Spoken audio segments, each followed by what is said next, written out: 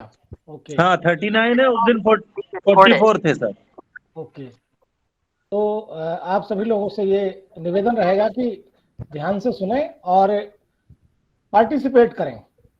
ठीक है, ये पीएचडी की क्लास है, कोई छोटी क्लास नहीं है। तो जब तक हमारा पार्टिसिपेशन नहीं होगा, सबका इंटरेक्शन प्रभावी नहीं हो सकता। कहीं भी आपको बीच में लग रहा है एक्सप्लेनेशन की आवश्यकता है, ऐड करने की आवश्यकता है, सवाल पूछने की आवश्यकता, तो आप निश्चित रूप से मुझे रोकिए। और मैं चाहता हूं कि आज हम कम से कम वो वायदा पूरा करें जो परसों नहीं कर पाए। 15-20 मिनट पहले अगर टॉपिक खत्म कर लेते हैं तो हमारा एक इंटरेक्शन का समय बच जाएगा, आपकी क्वेरीज ले सकेंगे। दूसरा एक और निवेदन आप लोगों से है कि मैं लास्ट में आकर के कुछ टॉपिक्स डिस्कस करूंगा, एरियाज डिस्कस करूंगा, तो उस पर आपको थोड़ा सा डिस्कस करना चाहिए कि हम उसको कैसे कन्वर्ट करेंगे एक रिसर्च के टॉपिक के रूप में। शुरू करते हैं। टॉपिक है आपका आज का हिस्टोरिकल रिसर्च। पहली ही यूनिट से आपके जो कोर्स में दे रखी है फाउंडेशंस है क्या, फाउंडेशंस ऑफ रिसर्च, पहली यूनिट का ये टॉपिक है हिस्टोरिकल रिसर्च।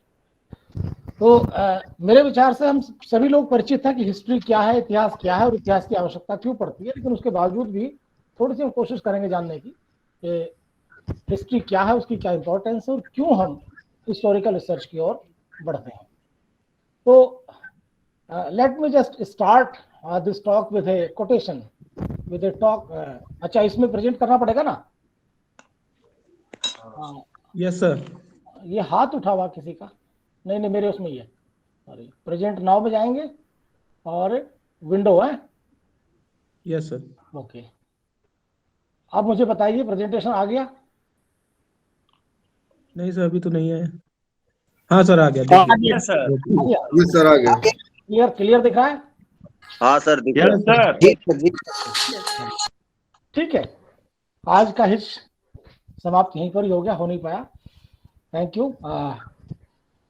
सो हम बात कर रहे थे कि हम सभी लोग इस बात से जानते भी हैं, इस बात से परिचित भी हैं, इस बात को जानते हैं अच्छे से कि इतिहास की हमारे जीवन में, हमारे राष्ट्र के जीवन में, समाज के जीवन में क्या उपयोगिता है। इसी बात को लेकर के एक जीबी शॉ का नाम आपने सुना हो, George Bernard Shaw. He was a English dramatist. उन्होंने एक बात कही थी कि the past if it can be located, the past if it can be located contains the key to the present. The past if it can be located, ये condition है। अगर हम अपने अतीत तक पहुंच सकते हैं, अगर हम अपने अतीत पर जा सकते हैं, तो उसके पास हमें आज के वर्तमान की चाबी मिल सकती है। ये एक बड़ी महत्वपूर्ण बात शॉ ने की, और हम इसी से बात शुरू करते हैं कि जो हमारा आज का प्रेजेंट है, our present is basically the accumulation of our past deeds.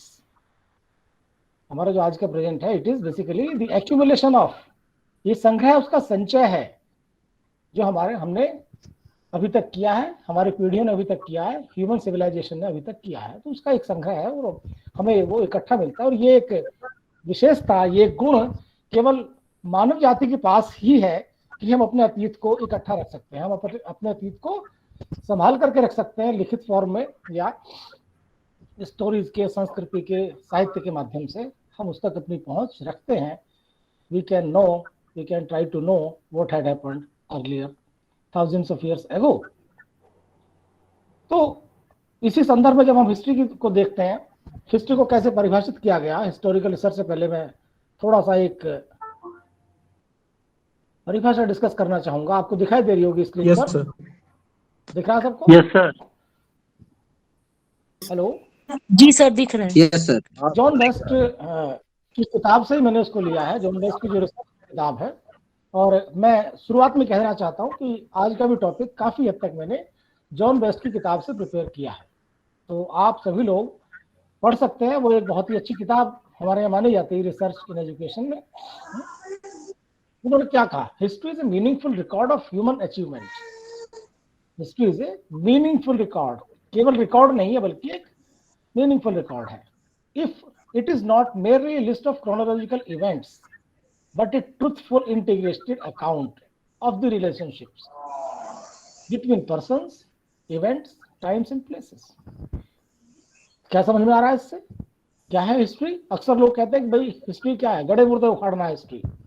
ये एक उसका मायोपिक व्यू है, एक बैलेंस्ड व्यू नहीं है। हिस्ट्री बेसिकली क्या है कि ह्यूमन रेस का, ह्यूमन जाति का, मनुष्य जाति का एक पूरा अपने आप में लेखा जोखा एक रिकॉर्ड है, और मीनिंगफुली जो रिकॉर्ड किया गया वो रिकॉर्ड है, जिसके आधार पर हम तमाम तरह के निष्कर्ष में निकालते हैं। It is not merely list of chronological events. केवल ये नहीं कि कौन कब पैदा हुआ, कभी उसने कौन सी लड़ाई जीती, कौन सी हारी और कब वो मर गया, बल्कि एक ट्रुथफुल अकाउंट है रिलेशनशिप्स का, किसके बीच में, लोगों के बीच का, क्या क्या घटनाएं हुई, कहाँ कहाँ किन स्थानों पर घटनाएं हुई, उनकी क्या इंपॉर्टेंस है, और उस एक घटना ने, उन घटनाओं ने हमारे इतिहास को या अपने उसके बाद के भविष्य को किस प्रकार से प्रभावित किया। ये तमाम चीजें हम हिस्ट्री में देखते हैं, और इसी से हमारा जो अगला टॉपिक है वो जुड़ जाता है, हिस्टोरिकल रिसर्च। यहीं से हम एस्टेब्लिश करते हैं कि हम क्या जानना चाहते हैं, हिस्ट्री क्या है। History is basically meaningful record of the past events which especially those events which have affected our society, our polity, the nature of our interaction, हमारा समाज में किस तरह से क्या रहा है, उसके बारे में हमें एक मीनिंगफुल हिस्ट्री बताती है। आगे बढ़ेंगे, लेकिन एक शर्त है कि हिस्ट्री ये सब कब बताएगी, इतिहास इस सब को कब बताएगा, जब हम उससे ठीक से पूछना चाहेंगे। ये स्लाइड दिख रही होगी आपको। जब हम इतिहास को सही दृष्टिकोण से देखना चाहेंगे तभी इतिहास हमें सही बात बताएगा, और इसलिए जरूरी है इन दो बातों का ध्यान रखना जो इस स्लाइड में मैंने लिखी है। पहली बात क्या है, प्रिकॉशन, मैंने वर्ड दिया इसको, प्रिकॉशन का मतलब सावधानी। इतिहास एक बहुत अच्छा शिक्षक आपका है, बशर्ते कि आप सही समय पर सही बात को पूछने के लिए और सही उद्देश्य से जाएं। Historical research is all about what has already happened, जो हो चुका है, और कहाँ है वो दफन है, किसमें, डेब्रिस ऑफ द पास्ट, जो मलबा है भविष्य भूत का। डेब्रिस का मतलब होता है टूट फूट, जो मलबा जैसे घर पर गिराते हैं ना, जानते होंगे सब लोग। डेब्रिस इतिहास में ऐसा नहीं है कि सब कुछ आपको स्पष्ट दिखाई दे जाएगा। मलबे में क्या दिखता है हमें, जब हम बहुत बारीकी से, बहुत गहन छानबीन करके ऊपर का कचरा, कबाड़ा, अनावश्यक का जो मटेरियल, उसको हटा करके देखना चाहते हैं, तभी हमें कुछ साफ दिख सकता है। तो इतिहास में मलबा बहुत होता है, समस्या आती है। इसलिए हमें ध्यान रखना पड़ेगा कि हिस्टोरिकल रिसर्च में हमें मलबे का ध्यान रखना, यानी we need to delve deep, very deep, तब हम कुछ पा सकते हैं। दूसरी बात जो महत्वपूर्ण हमें ध्यान रखनी है, at the very beginning, people can not and should not be subjected to historical investigation without consideration of their interaction with the ideas, with the movements, with the institutions and their times. अक्सर एक प्रवृत्ति होती है लोगों की कि हम अब से 1000 साल 2000 साल पहले भी व्यक्ति का व्यक्तित्व उठा करके और बात करनी शुरू कर देते हैं without taking into consideration of the events of the time in which that particular fellow lived. ये ध्यान रखना पड़ेगा। इतनी ईमानदारी की हमें जरूरत पड़ेगी जब हम ऐतिहासिक विश्लेषण करेंगे, हिस्टोरिकल इन्वेस्टिगेशन करते हैं। तो ये दूसरा जो पॉइंट है बहुत महत्वपूर्ण है, और ये पॉइंट हमें इधर से उधर रिजल्ट्स करने में बहुत मदद करता है। तो यहाँ इसलिए मैंने शुरू में कहा था कि हमें कोई मायोपिक पॉइंट ऑफ व्यू करके बात नहीं करनी है। हमें कौन सा पॉइंट ऑफ व्यू रखना है जो कि थोड़ा सा अनबायस्ड हो, बिल्कुल एकदम हमें क्लियर कट ये मान के चलना पड़ेगा। दो बातें जो मैंने कही, पहले वाली कि हिस्ट्री में क्योंकि व्हाटएवर जो हम आज कर रहे हैं वो कल का इतिहास है, जो कल किया जाएगा वो परसों का इतिहास होगा। तो इतिहास का निर्माण निरंतर होता रहता है और बहुत सारा मलबा उसके ऊपर चढ़ता रहता है, कुछ वांटेड कुछ अनवांटेड। तो उसमें से सही बात को समझना, सही बात की खोज करना बड़ा महत्वपूर्ण काम है।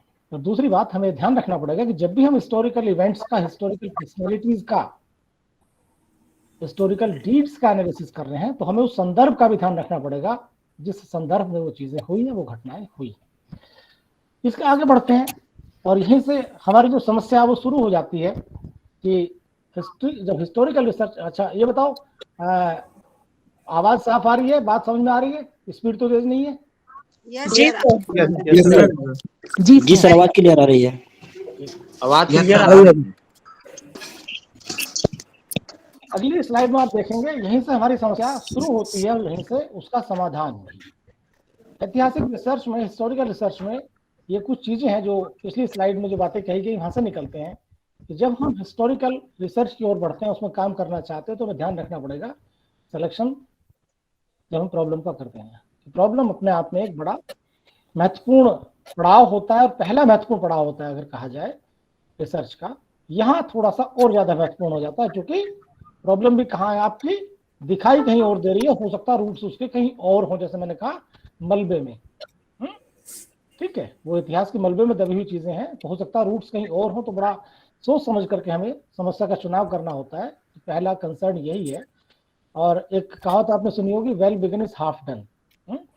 Well begun is half done, यानी अगर हमारी समस्या हम समझ लेते हैं ठीक से शुरुआत में इस कॉन्टेक्स्ट को, तो आगे की चीजें थोड़ी आसान हो जाती हैं। दूसरी बात क्या है, इतिहास के मामले में जो डेटा है, तथ्य हैं या एविडेंस हैं, वो कभी कभी बड़े अस्पष्ट होते हैं, कभी कभी तो बहुत एक्सप्लिसिट आपको हो सकता है मिल जाए, लेकिन अक्सर क्या होता है कि उनमें स्पष्टता का, उनमें क्लैरिटी का अभाव होता है, या वो चूंकि आपके पास इस समय नहीं है, वो कहाँ डेब्रिस में है, वो इतिहास के मलबे में है वो, तो आपको डेटा के मामले में समस्याएं आती है। इसलिए उनका आइडेंटिफिकेशन, उनकी उपलब्धता और उनकी एक्सेसिबिलिटी, आपकी पहुंच वहां तक है कि नहीं है, ये एक बड़ा सवाल होता है कि हम कहाँ तक पहुंच पाते हैं। तीसरी बात जो बहुत महत्वपूर्ण है कि आपका कंट्रोल कितना है एज ए रिसर्चर, आपकी भूमिका क्या है उस डेटा तक, उन सोर्सेस तक क्या आपकी पहुंच है। जैसे उदाहरण के लिए हम बात करें, अगर कि आर्काइवल रिसर्च करनी है, क्या आपको एक्सेस मिल जाएगी और आपका काम क्या एक महीने में हो जाएगा? अगर ये आपने यूनिवर्सिटी से परमिशन भी ले ली कि एक महीने आप चले जाइए दिल्ली आर्काइव में, क्या उन सारी डॉक्यूमेंट्स तक भी पहुंच हो जाएगी जो बहुत ही संरक्षित करके रखे हुए हैं? तमाम तरह की पांडुलिपियां हो सकती हैं, तमाम तरह के अवशेष हो सकते हैं। तो ये एक बड़ा सवाल होता है कि आपकी पहुंच कहां तक होगी। इसलिए कंट्रोल में आपकी कितनी चीजें, ये ध्यान रखना होता है, ये एक बड़ा सवाल है। क्रिटिसिज्म ऑफ डेटा, ये इतिहास के लिए बहुत ही विशेष और महत्वपूर्ण भी है, the most important aspect in the history, in the historical research. Criticism मैं एक्सप्लेन करूंगा इन सारी चीजों को आगे चल करके। मतलब आलोचना, किसकी आलोचना कर रहे हैं, किसका मूल्यांकन कर रहे हैं? डेटा का। जो डेटा है वो कितना होता है, उसका वेरिफिकेशन कैसे हो सकता है, उन पर हम बात करेंगे। और हाइपोथेसिस, आप सब लोग परिचित होंगे, एमएड में भी आपने पढ़ा होगा और अभी भी क्लास हो गई होंगी। हाइपोथेसिस की ऐतिहासिक रिसर्च में क्या भूमिका है? एक्सपेरिमेंटल में उसकी भूमिका सर्वत्र है, एवरीवन नोज दैट। डिस्क्रिप्टिव में भी उसकी भूमिका है, सब लोग जानते हैं। लेकिन इतिहास थोड़ा सा, एक ऐतिहासिक रिसर्च से थोड़े अलग हट करके है लीग से, तो वहां उसकी क्या भूमिका है, इस पर हम बात करेंगे। कुछ major concern, somebody wants to say something? Bhanu Pratap, Bhanu, you want to say something? No? Okay. ठीक है, आगे बढ़ते हैं। यहां तक हमने बात की कि क्या क्या महत्वपूर्ण कंसर्न हमारे इतिहास में हो सकते हैं, ऐतिहासिक रिसर्च में। और इससे आगे हम चलते हैं, अगली स्लाइड आप देखेंगे। हिस्टोरिकल रिसर्च को कैसे परिभाषित किया, ये जॉन वेस्ट ने अपनी किताब में दिया है।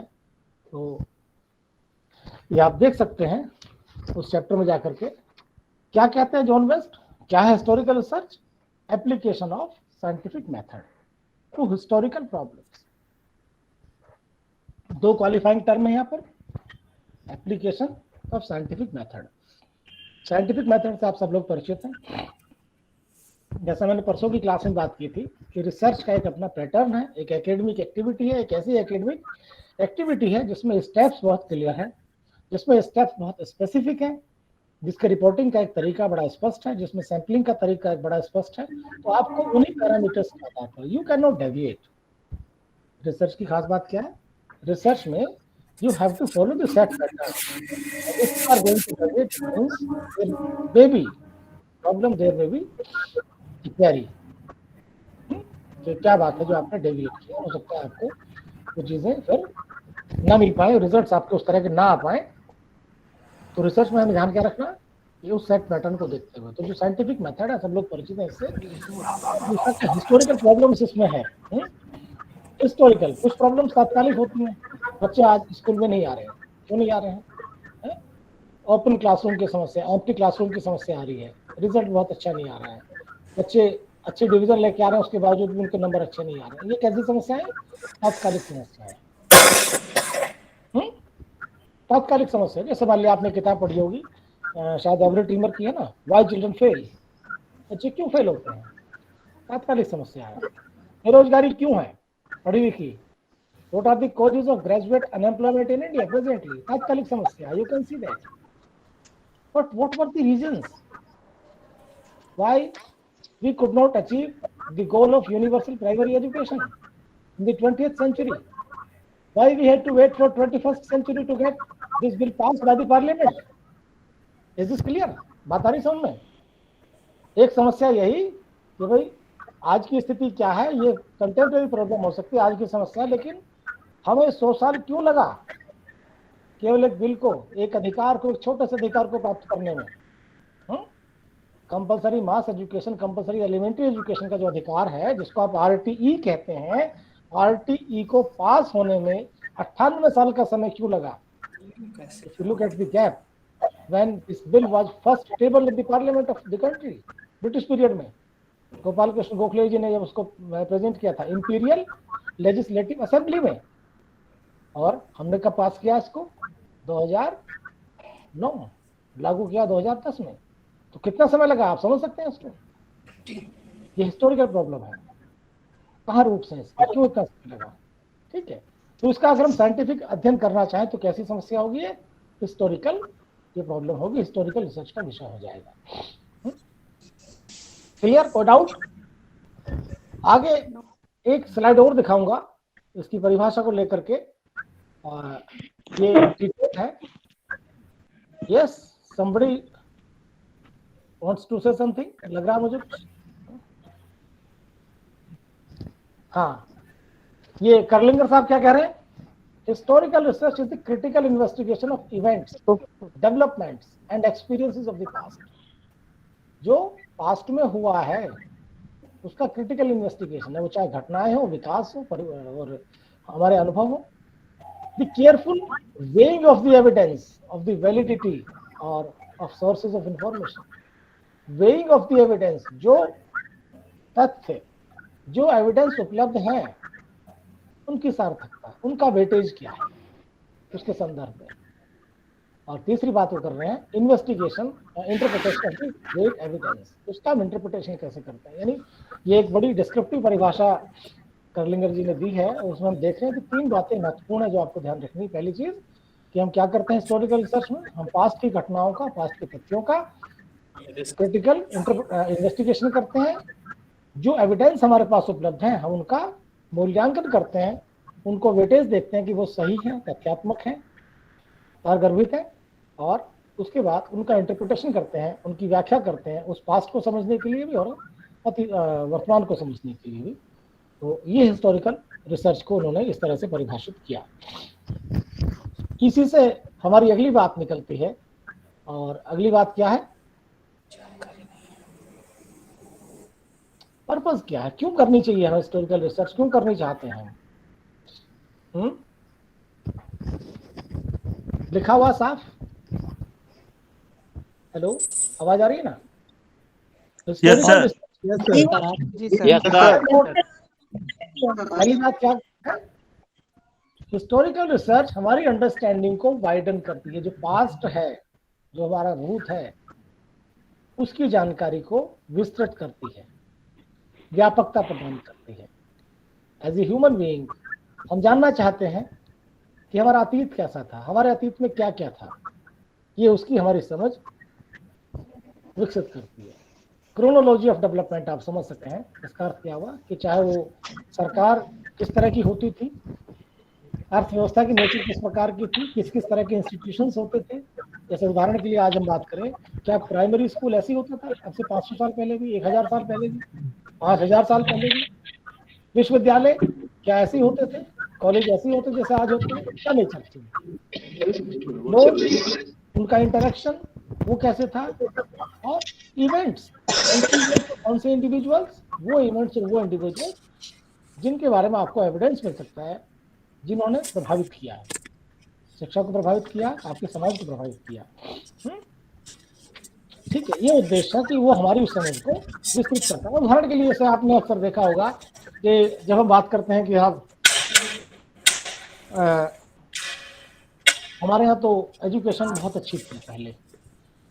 और आप तमाम रिपोर्ट्स का हवाला देते हैं, आप तमाम ग्रंथों का हवाला देते हैं कि हमारे तो महिला एजुकेशन की अगर बात करें, आप सबसे ये आवाज़ बहुत जा रही कहीं से, भानु प्रताप के यहाँ से आ रही है शायद। Bhanu please unmute yourself, mute करो भानु। भानु तुम यहाँ हो भी कि नहीं हो भाई?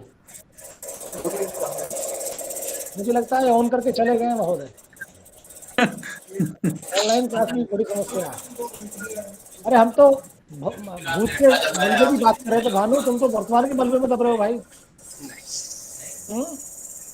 This is the debris of the present technology. इसलिए मैं कह रहा हूँ मेरे भाई कि ऑन करो। भानु, सर भानु को रिमूव करिए। आज कंट्रोल मेरे हाथ में नहीं, रिमूव कर देता। जब रिमूव हो उसकी बात कर लीजिए अटेंडेंस। सर उन तक आवाज नहीं पहुंच पा रही होगी हमें लगता है। आप तक आवाज पहुंच रही है, आप उनको हटा दीजिए अगर उन तक आवाज नहीं पहुंच रही है तो। हेलो, ये अनुशासनहीनता है। हेलो आरपी सर, भानु स्पष्ट रूप से क्लास का ये मजाक उड़ा रहे थे। हटाइए इनको।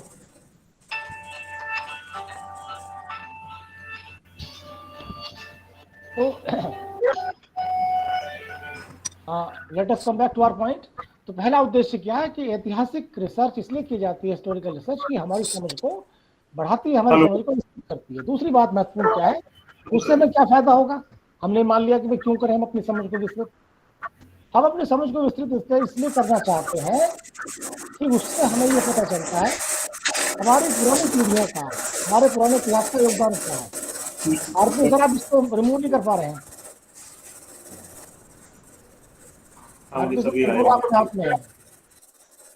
They will not allow us to complete the class.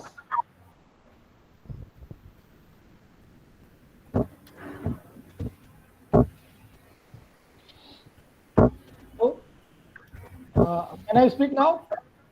आ रही आवाज? Yes sir, yes sir. जी सर आ रही है। यस सर, आवाज आ रही है। यस सर आ रही है बात सर। ये पूछा गया कि भाई हम अपनी सोच को विस्तृत क्यों करें, अपनी समझ को क्या करना भूत के बारे में जान करके। तो हम अपने भूत के बारे में, पास्ट के बारे में इसलिए जानना चाहते हैं और जानना चाहिए क्योंकि उससे हमें अपनी पुरानी पीढ़ियों का जो कॉन्ट्रीब्यूशन है वो स्पष्ट होता है। What ever earlier generations have contributed. जैसे कि आप अक्सर गर्व करते हैं कि मेरे दादाजी के पास बड़ी बड़ी मूछें थी, मेरे दादाजी के पास घोड़े थे, मेरे दादाजी के पास इतनी जमीन थी। चर्चा करते हैं कुछ लोग, या मेरे दादाजी सिविल सर्वेंट थे, ICS। अक्सर चर्चा करते हैं अपनी पुरानी पूंजी पर, पुरानी संपत्ति पर। जैसे कि हम उदाहरण ले, सिंधिया परिवार, उसके पास बहुत संपत्ति है, उसका रजवाड़ा है। They can, Rahul Gandhi can boast of भाई उसके तो पीढ़ी में 3 प्रधानमंत्री हुए उनके परिवार में, देश को दिए। तो ये जैसे कि एक परिवार के बारे में होता है कि हम अपनी पुरानी पीढ़ियों के अचीवमेंट्स पर गर्व करना चाहते हैं और कर सकते हैं। इस हिस्टोरिकल रिसर्च का एक उद्देश्य ये होता है बड़ा कि हमारे समाज ने कलेक्टिवली, हमारे समाज ने क्या योगदान दिया है, क्या कंट्रीब्यूशन है उसका।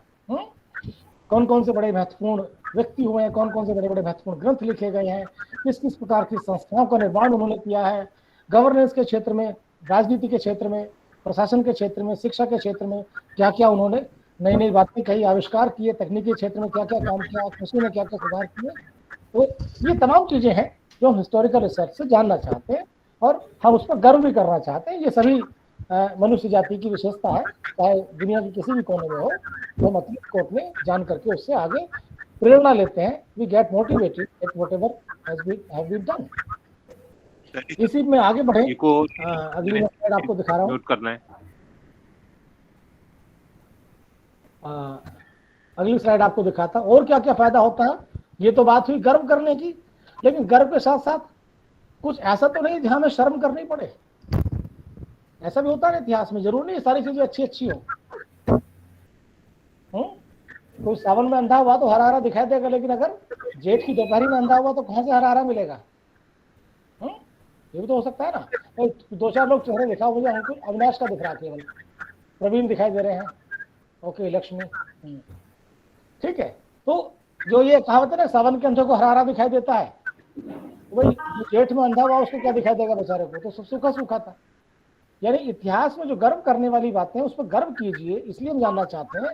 और कुछ ऐसी बातें भी हो सकती है जिस पर शर्म करनी पड़ जाए, तमाम परंपराएं, तमाम कस्टम्स होते हैं, तो उनको भी हम जाकर के उनकी भी खुदाई करते हैं, उनको भी जाकर देखना चाहते हैं, इन्वेस्टिगेट करना चाहते हैं कि उसमें क्या क्या सीख मिले जिससे जा रही है। और हम क्या चाहते हैं, जो बहुत ही महत्वपूर्ण है चौथा बिंदु, वो क्या है कि उस पास्ट और प्रेजेंट, भूत और वर्तमान के बीच में जो संबंध है वो कैसा था, कैसा होना चाहिए, क्या सीख लिए, कैसे, क्या वो हमारा अतीत हमारे वर्तमान को समझने में मदद कर सकता है, ये भी हम हिस्टोरिकल रिसर्च में देखने की कोशिश करते हैं।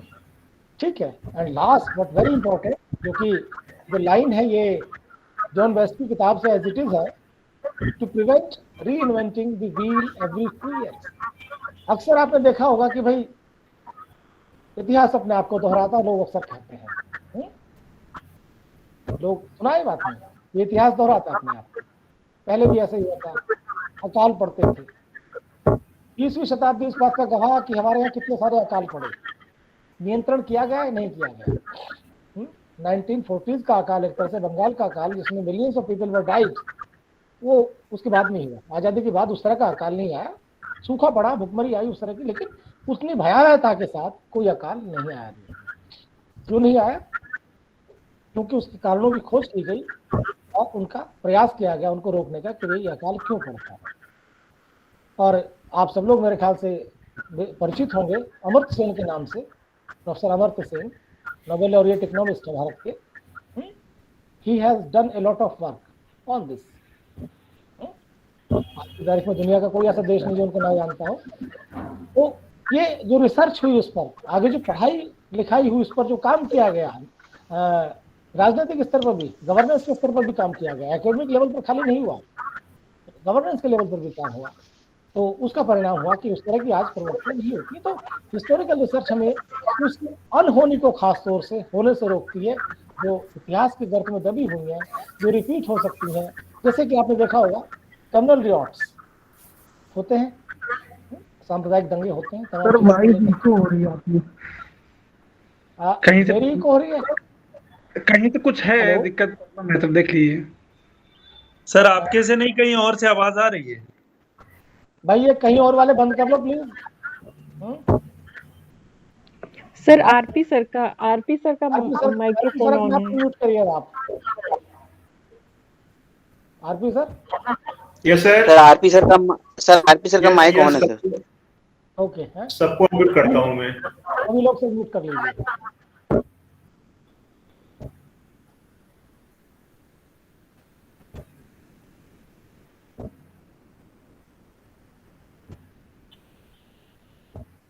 सर आप भी म्यूट हो गए, आपकी आवाज नहीं आ रही है। आरपी सर अपने प्रवीण सर को म्यूट।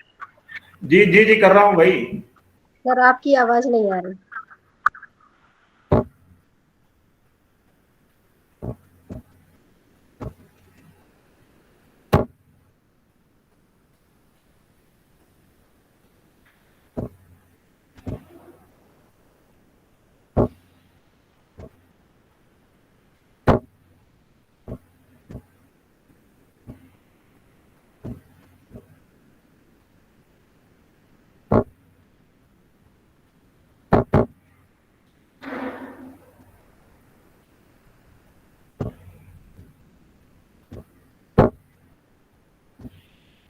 आवाज आ रही है? Hello hello.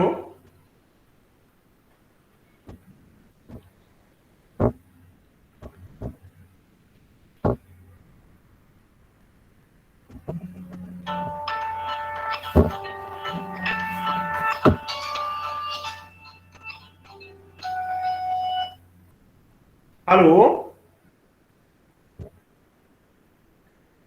अरे नहीं, मैंने तो जो है, हाँ खोल रहा हूँ बस सबको किया उसमें जो है, जस्ट देखो। ठीक ठीक ठीक ठीक।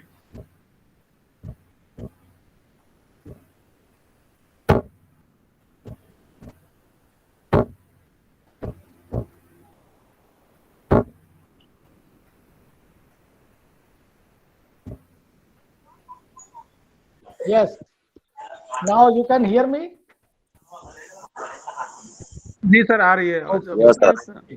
Yes, sir. आरपी सर ने मेरा गला लगा दिया था। चलिए शुरू करते हैं जहाँ रोका था। तो हम लोग बात कर रहे थे कि हिस्टोरिकल रिसर्च इसलिए की जाती है कि जिससे कि हम अपने अतीत में जो अच्छी चीजें हुई हैं उनको सीख सकें, उनसे सबक लें आगे के लिए, और जो दुर्घटनाएं हुई हैं, जो मिस हैपनिंग्स हुई हैं, वो उनकी पुनरावृत्ति ना हो। वो कहना री इन्वेंटिंग द व्हील, जिसको जॉन वेस्ट लिखते हैं, पुनरावृत्ति ना हो, उनसे बचें, इसलिए हिस्टोरिकल रिसर्च की जाती है। ठीक है। हेलो जी सर आ रही है आवाज। अब अगले बिंदु पे पहुंचते हैं। अब अगले बिंदु पे पहुंचते आ रही है। हैं जो हमारा आ रही है सर आवाज। Okay okay, thank you.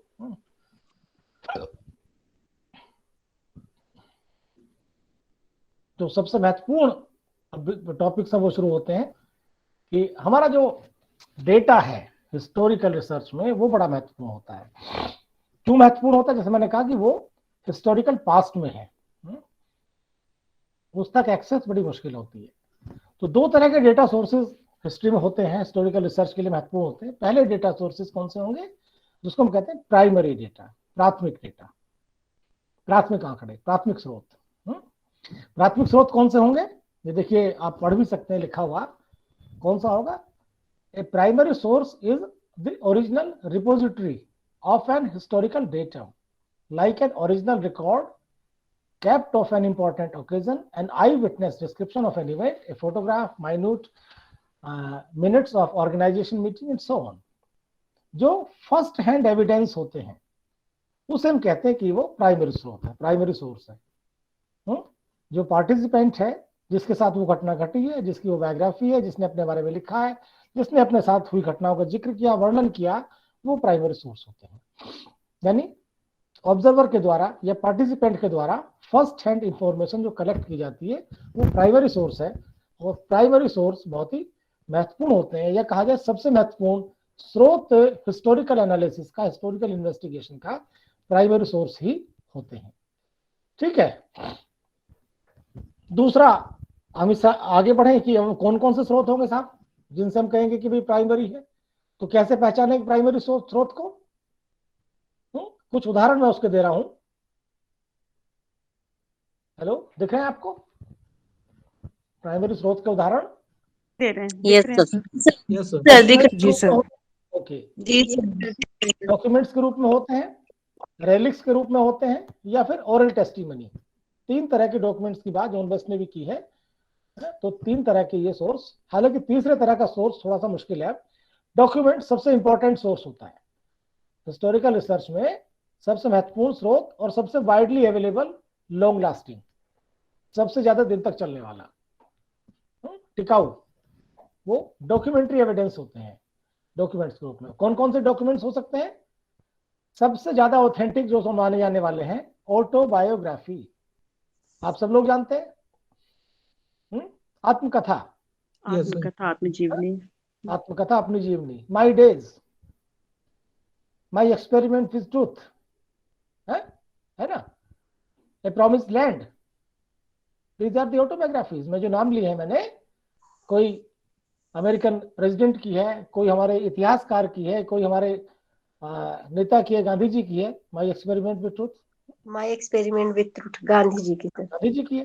तो ये ऑटोबायोग्राफी, अगर आप उस व्यक्ति के विषय में सबसे महत्वपूर्ण जानकारी प्राप्त करना चाहते हैं, सबसे अच्छा स्रोत क्या है? आप उनकी ऑटोबायोग्राफी को पढ़ लीजिए। डायरीज, हिस्टोरिकल रिसर्च में डायरीज का बड़ा इंपॉर्टेंट रोल है। ये एक अलग बात है, बहुत सारे लोग डायरीज नहीं लिखते हैं, लेकिन ये भी एक तथ्य है कि तमाम महत्वपूर्ण लोग, तमाम संजीदा लोग, तमाम महत्वाकांक्षी लोग डायरीज लिखते हैं, नोट लिखते हैं। आप देखेंगे तमाम लोगों को जिनको डायरी लिखने की आदत रही है, और तमाम लोग उस डायरी को, अपनी डायरीज को पब्लिश भी कराते हैं, मेमोयर्स के रूप में, बायोग्राफीज के रूप में, ऑटोबायोग्राफीज के रूप में। वही आगे चल करके काम करता है। अदरवाइज किसी को याद नहीं रहता कि भाई कितनी घटनाएं कब हुई। हम जो देखते हैं तमाम चीजों को कि उसने उस दिन ये किया, उस देश में उस दिन ये हुआ, वहां उस दिन ऐसा हुआ, तो वो डायरी से मिल जाती है चीजें। क्योंकि डायरीज क्या है, वो लेखा जोखा होता है, बिल्कुल सही बात उस दिन की उसमें अंकित आपको मिल जाएगी। ठीक है। इसी तरह से पत्र, लेटर्स, पिता के पुत्री के पत्र पिता के नाम, पिता के पत्र पुत्री के नाम। अभी एक कंट्रोवर्सी हुई थी, आपने देखा होगा, वीर सावरकर को लेकर के गांधी जी के संबंधों के साथ लोगों ने क्या हवाला दिया, अरे एक पत्र तो तब लिखा, एक पत्र तब लिखा गया, तो बीच में कहा संबंध आ गया। There was a exchange, there was an exchange. तो लेटर क्या है, पत्र क्या है, और बड़े बड़े महत्वपूर्ण पत्र होते हैं। जैसे हम लोग सब डॉक्टर राधाकृष्णन के बारे में जानते हैं, he was the chairman of first education commission of independent India. स्वतंत्रता के बाद पहला जो हमारा आयोग बना है शिक्षा को लेकर के, विश्वविद्यालय शिक्षा आयोग, उसके चेयरमैन थे। उसमें एक सदस्य थे जेम्स डफ, उन्होंने एक चिट्ठी लिखा करते थे अपनी माता को। He was the vice chancellor of Leeds university. क्या लिखते थे, कैसे लिखते थे, तमाम चीजें उनके चिट्ठी से पता चल जाती है भारत में शिक्षा की क्या स्थिति थी। He used to write his letters to his mother, लेकिन जिक्र कहाँ का है, यहाँ का है। ठीक है, पर्सनल लेटर है, हो सकता है उसमें भी कुछ कंटेंट आपको मिले। डायरीज की हमने बात की, और विल्स यानी जिसको कहते हैं वसीयत हिंदी में, इस तरह के डॉक्यूमेंट, जेनियोलॉजीज, एक संतति है कि कौन उसके बाद कौन आया, क्या कहेंगे हिंदी में, I am not able to remember it, recall it. Official letters, official minutes, declarations, proclamations, घोषणाएं, तमाम घोषणा पत्र जारी होते रहे समाज में। तो वो एक बड़ा महत्वपूर्ण स्रोत है जो कि प्राइमरी सोर्स है, प्राइमरी डेटा का सोर्स है। कॉन्स्टिट्यूशंस जानते हैं, भारत का संविधान, इंग्लैंड का संविधान, अमेरिका का संविधान है ना, हर देश का संविधान है। और संस्थाओं के भी संविधान होते हैं।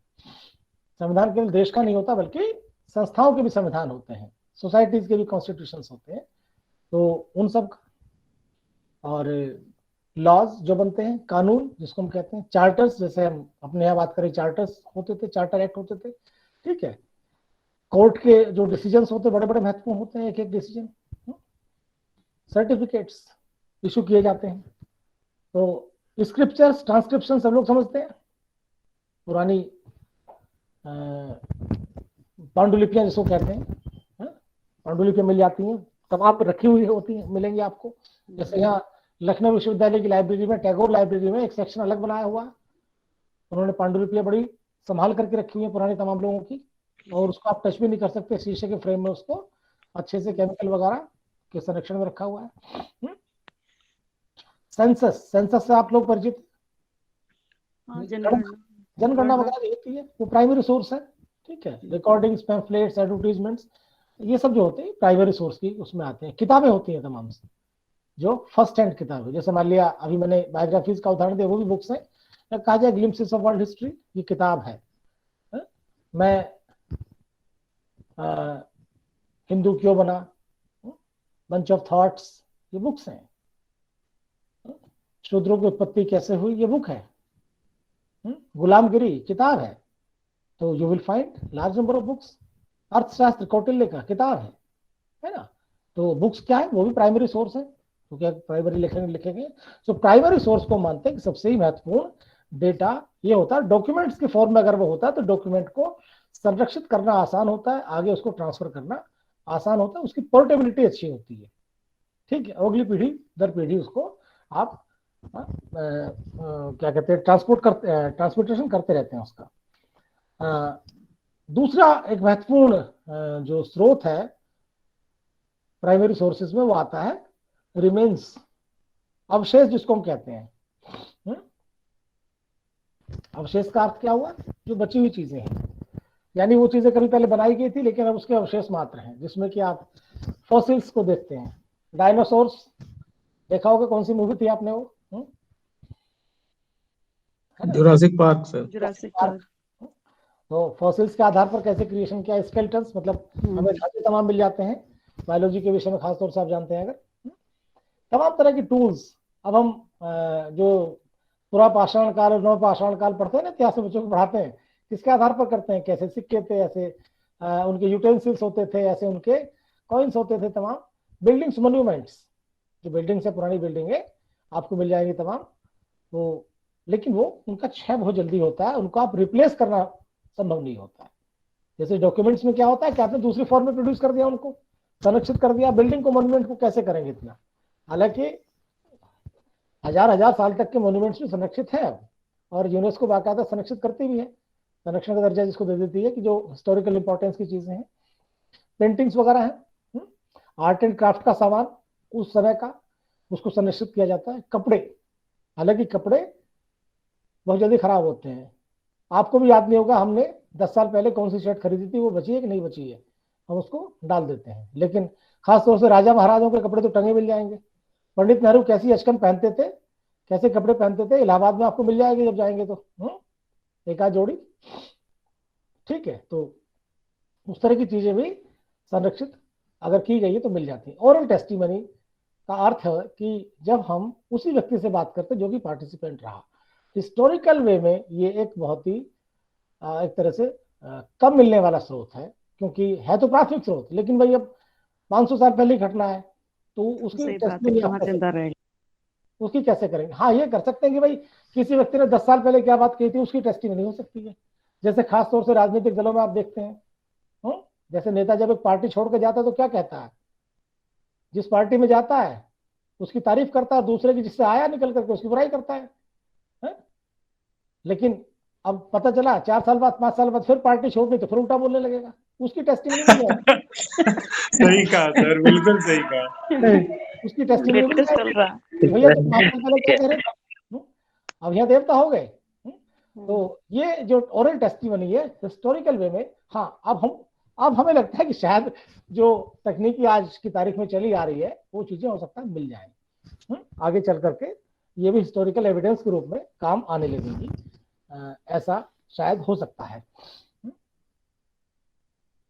ये प्राथमिक स्रोत है सारे के सारे, और प्राथमिक स्रोत सबसे महत्वपूर्ण होते हैं। इसलिए महत्वपूर्ण होते हैं प्राथमिक स्रोत क्योंकि इनमें हेर फेर करना आसान नहीं होता, या काजा संभव ही नहीं होता है। जो चीजें लिखी हुई है आप कैसे बदलोगे, जो जिस ग्रंथ में लिखा हुआ है उसे कैसे बदलोगे आप। अगर आपने थोड़ा बहुत इधर उधर किया तो दूसरे के पास भी तो कॉपी रखी हुई है, वहां से ट्रेस हो जाएगी। तो उनमें हेर फेर करना संभव नहीं होता, इसलिए वो मोस्ट ऑथेंटिक स्रोत होते हैं। लेकिन अगर आपके पास वो स्रोत उपलब्ध नहीं है तो आप कहाँ जाएंगे, फिर सेकेंडरी सोर्सेज पर आपको निर्भर होना पड़ेगा। सेकेंडरी सोर्सेज क्या है, सेकेंडरी सोर्सेज पर जैसे कि आप इस परिभाषा में देखेंगे, इनके स्क्रीनशॉट ले लेना, तो आप ले सकते हैं ना, स्लाइड्स के स्क्रीनशॉट ले लेना, आप उसको आराम से पढ़ना फिर बाद में। वो कौन से स्रोत होते हैं जहां गैप आ जाता है, यानी जो पार्टिसिपेंट है जिसके साथ घटना हुई है या जो उस घटना का साक्षी था और जिसने रिकॉर्ड किया, उनमें गैप आ गया। आप तक वो चीजें सीधे नहीं पहुंच रही, किसी के माध्यम से पहुंच रही हैं। जैसे अगर हम बात करें कादम्बिनी, किसने लिखी थी कादम्बिनी? हर्षचरित बाणभट्ट ने लिखी, बाणभट्ट ने। और किसके बारे में लिखी थी? बाणभट्ट, हर्षवर्धन के बारे में। हर्षवर्धन नहीं, भाई सही बताओ। वो तो हर्षचरित थी वो तो। जयशंकर प्रसाद ने लिखी है क्या? चंद्रवरदाई किसका कवि था? पृथ्वीराज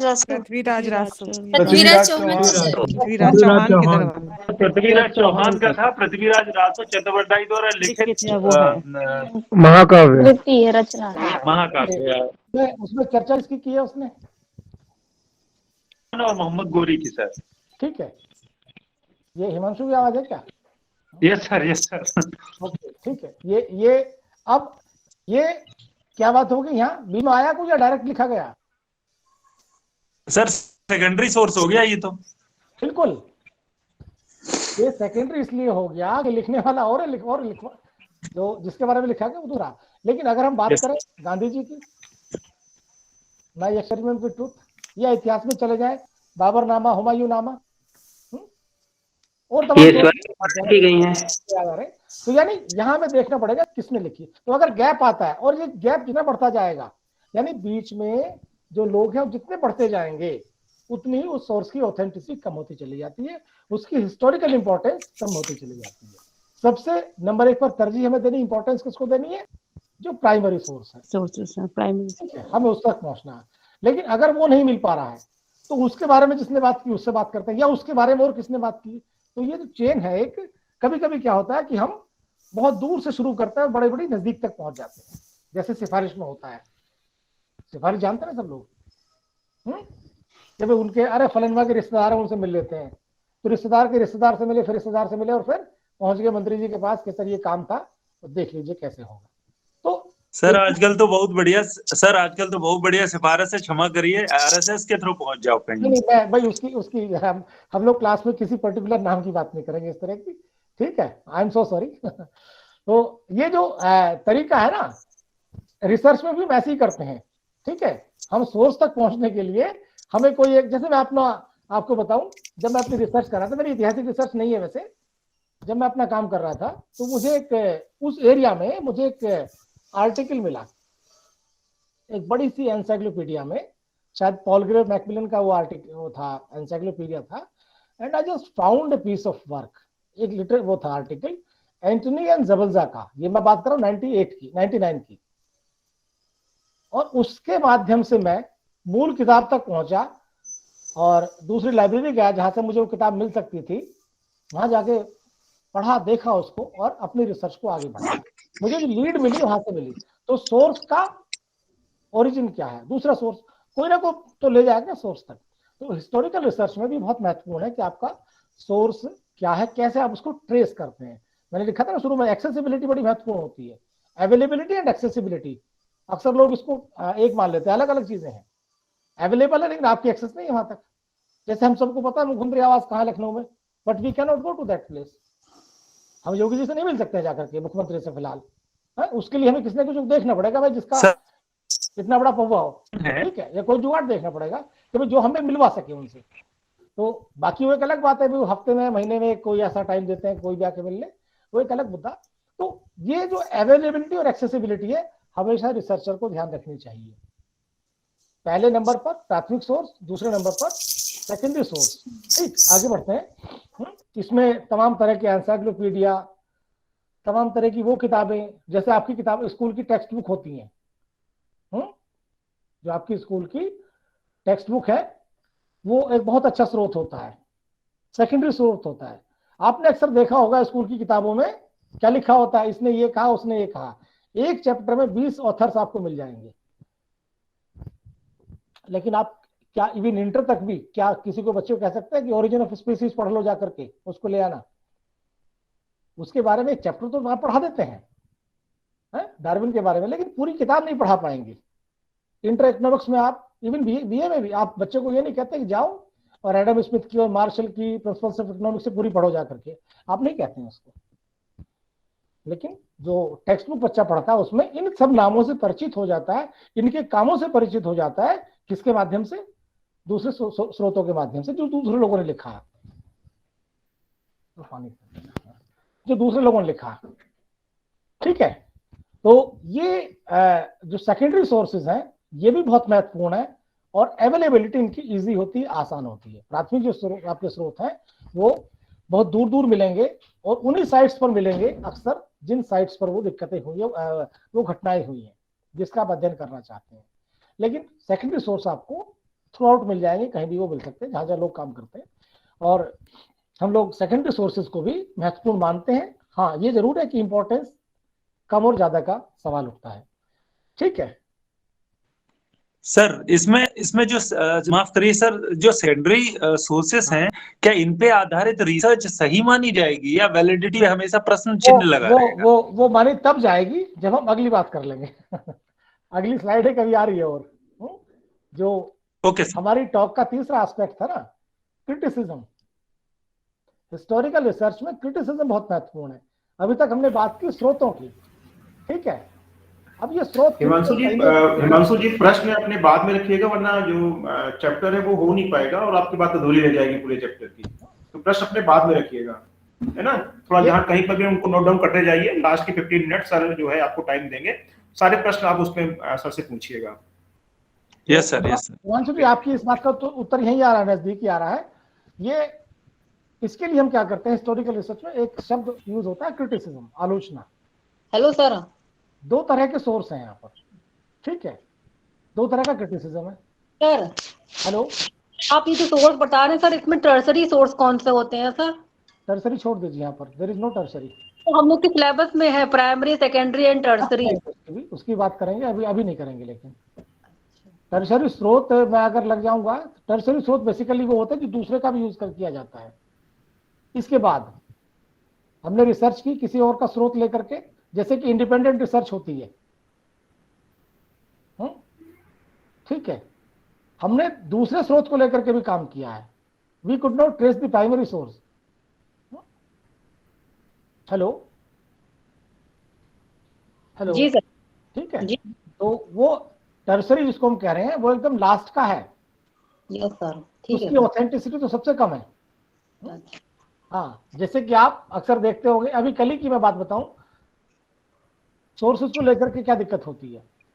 डिबेट में दो लोग भिड़े हुए थे और दोनों पत्रकार थे। अच्छी बात यह कि दोनों में से कोई सा नेता नहीं था, राजनीतिक दल का नेता नहीं था, दोनों पत्रकार ही थे। तो इंडियन इकोनॉमी पर वो लोग बात कर रहे थे, सवाल जो था वो इंडियन इकोनॉमी पर था। एक ने कहा कि नहीं ये इंडिकेटर्स जो है डाउन जा रहे हैं, तो आप कैसे कह सकते हैं कि इकोनॉमी रिवाइव कर रही है। दूसरा कह रहा है कि नहीं ये इंडिकेटर्स तो आप हैं, आप सेलेक्टिव अप्रोच क्यों अपनाते हैं। ठीक है, आप यहाँ पर सेलेक्टिव अप्रोच क्यों अपना रहे हैं। तो दोनों के दोनों जो उदाहरण ले रहे थे, दोनों स्रोत मेंशन किए। एक ने किसी बेंगलोर की पता नहीं कहां की स्टडी का स्रोत मेंशन किया, एक ने किसी WHO की स्टडी का स्रोत मेंशन किया, और जो तमाम संस्थाएं हैं उस फील्ड में काम करती हैं। ठीक है, तो आप क्या है, उनमें से किसी के पास ना प्राइमरी सोर्स है ना सेकेंडरी सोर्स है, दोनों दूसरों की स्टडी की बात कर रहे हैं। ना तो कोई ने खुद स्टडी की, प्राइमरी कब बन जाता है अगर वो खुद स्टडी कर रहे होते, उन्होंने खुद कोई प्रोजेक्ट उस पर किया होता।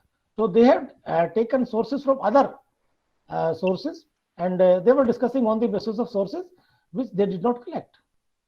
और एक बड़ी समस्या ये आती है कि हम अक्सर ऐसे सोर्सेज पर बहुत बहस कर डालते हैं जिनका हमें खुद अनुभव नहीं होता है कि सोर्स सही भी है कि गलत है, सोर्स कितना ऑथेंटिक है। तो हिस्टोरिकल सोर्स की ऑथेंटिसिटी ज्ञात करने के लिए हम क्या करते हैं, क्रिटिसिज्म। और ये क्रिटिसिज्म दो लेवल पर होता है। जो पहला क्रिटिसिज्म है जिसको कहा गया एक्सटर्नल क्रिटिसिज्म, इसका स्क्रीनशॉट ले लीजिएगा इनका सबका। एक्सटर्नल क्रिटिसिज्म का अर्थ है कि हम उस सोर्स की वैलिडिटी को, उसकी ऑथेंटिसिटी को, to what extent this source is genuine. जैसे उदाहरण के लिए आप वारणावृत अगर चले जाए, बरनावा जाए, बरनावा नाम सुना, वारणावृत? नहीं सर। भाई जहां लाक्षागृह बनाया गया था, पांडवों को जलाया गया था जलाने के लिए। तो कहानी सुनी है। हाँ, कहानी महाभारत का हिस्सा है ना, वो बड़ा महत्वपूर्ण पड़ाव है महाभारत के। वारणावर्त, ठीक है, हमारे यहाँ पश्चिम उसको बरनावा ही कहते हैं, उसका जो लोकल नेम है बरनावा है। अगर आप वहां चले जाएं तो कुछ कुछ चीजें ऐसी मिलेंगी, खंडर हैं इस तरह के, और उस पर तमाम लोग रहते भी हैं, आश्रम भी बने हुए हैं, लेकिन वो कहते नहीं महाभारत कालीन है, हमें नहीं पता। लेकिन अगर आप कुशीनगर चले जाएं, कुशीनगर पर आपको डाउट नहीं होगा उतना ज्यादा जितना वहां पर होगा। एक रिसेंट है थोड़ा सा, उसके मॉन्यूमेंट्स दिखाई देते हैं, और वो क्लेम भी नहीं कर रहे गौतम बुद्ध के टाइम के हैं, वो बाद में बने हुए हैं। आप हस्तिनापुर चले जाइए, वो बाद के बने हुए हैं। एक खंडर पुराने हैं, नया कंस्ट्रक्शन बाद का है।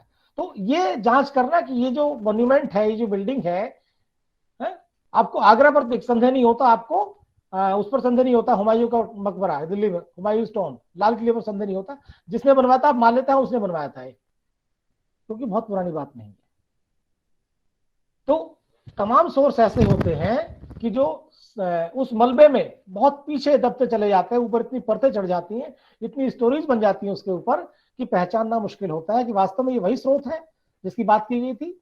जैसे अयोध्या के बारे में तमाम आप लोग सब गए होंगे कि ये सीता जी की रसोई है, ये फला जगह है, ये फला जगह है। वी डोंट नो,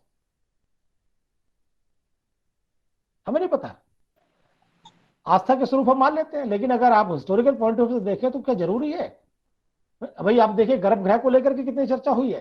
तो उस सोर्स की जांच करना कि क्या ये सोर्स वही है जिसको बताया गया, जो है, जो होना चाहिए। तो सबसे पहले जो क्रिटिसिज्म हिस्टोरिकल रिसर्च में किया जाता है वो किया जाता है उस स्रोत की जांच करना। और जो दूसरे लेवल का क्रिटिसिज्म है उसे हम कहते हैं इंटरनल क्रिटिसिज्म। यानी इंटरनल क्रिटिसिज्म में हम वो चीजें परखना चाहते हैं, उसकी जांच करते हैं जो उसमें लिखा गया है, जो उसमें बताया गया है, उसके अंदर authenticity of the content, accuracy of the content, वो इंटरनल क्रिटिसिज्म है। ठीक है, जो कंटेंट है वो कितना ऑथेंटिक है, या वो उन्हीं के द्वारा लिखा गया। अच्छा, उनके द्वारा भी लिखा गया तो कहीं ऐसे तो नहीं दबाव में लिख दिया गया हो, या चाटुकारिता बस लिख दिया गया हो। ऐसा भी तो हो सकता है, डर की वजह से लिख दिया गया हो, किसी लाभ, लोभ या लालच की वजह से लिख दिया गया हो सकता है कि नहीं हो सकता है। तो ये जो विषय है अंदर, उसकी जांच की जाती है, या वो व्यक्ति खुद ही किसी आइडियोलॉजी से बिलोंग करता हो जिसने लिखा है, खुद ही किसी विचारधारा का दास हो। लोगों के गुलाम नहीं होते हैं, लोग विचारधाराओं के भी गुलाम हो जाते हैं। एक रिसर्चर अगर गुलाम हो जाएगा विचारधारा का, तो वो अच्छा रिसर्चर नहीं हो सकता। रिसर्चर को, अनुसंधानकर्ता को हमेशा दूर खड़े होना होता है विचारधारा के दलदल से।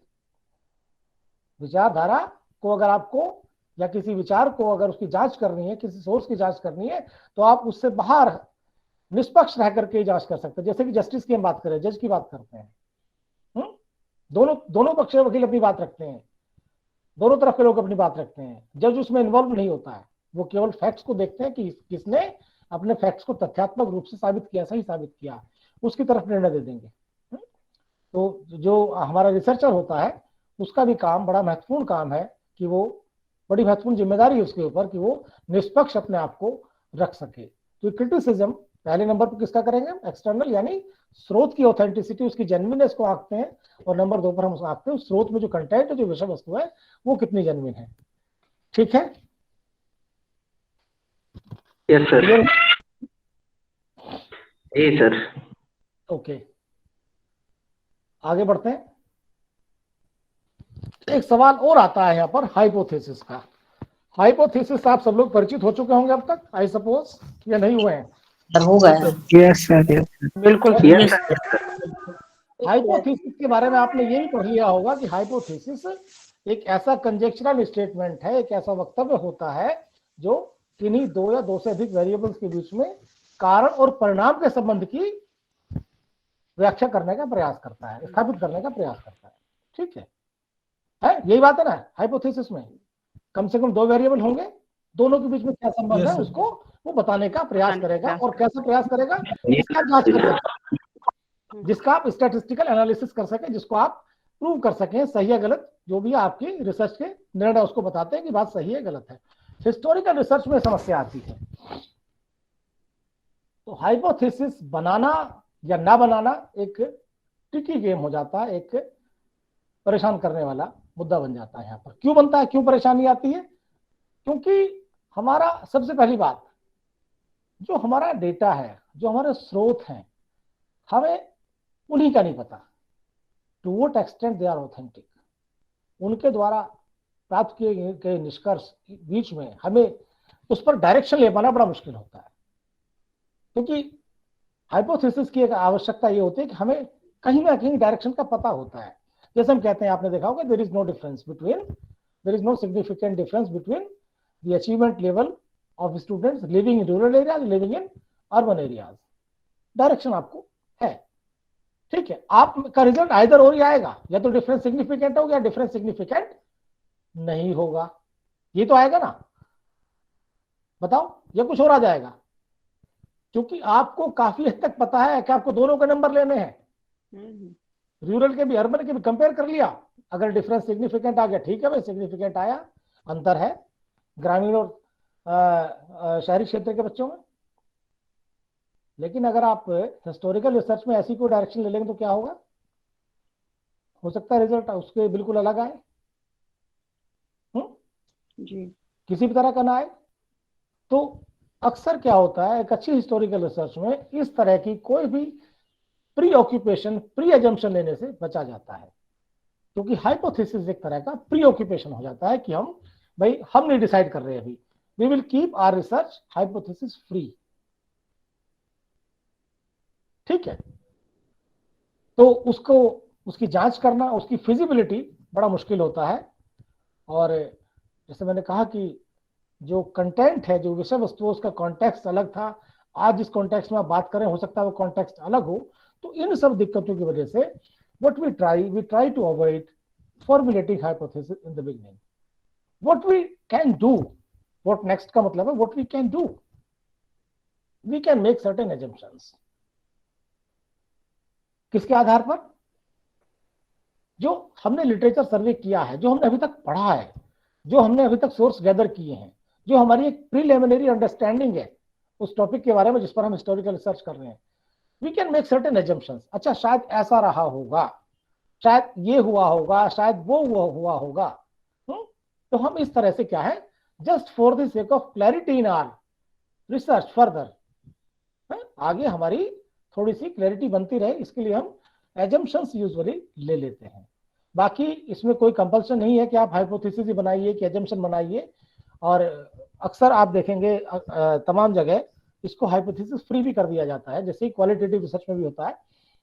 तो हाइपोथेसिस एक थोड़ा सा यहाँ पर ट्रिकी है. तो जब तक आपके पास ऑथेंटिक प्रमाण ना हो जो आपको थोड़ी बहुत कहीं ना कहीं डायरेक्शन दे सके, तब तक आपको हाइपोथेसिस बनाने से बचना चाहिए. ठीक है, अब बात करते हैं बिल्कुल प्रैक्टिकल लेवल पर आ रहे हैं. अभी तक हमने थ्योरेटिकल बात की, जो मुद्दे थे हिस्टोरिकल रिसर्च के, क्या क्या एरियाज हो सकते हैं जहां हमें हिस्टोरिकल रिसर्च की जरूरत पड़ती है, और फिर हम बात करेंगे कुछ कुछ टॉपिक्स की कि क्या क्या टॉपिक हो सकते हैं.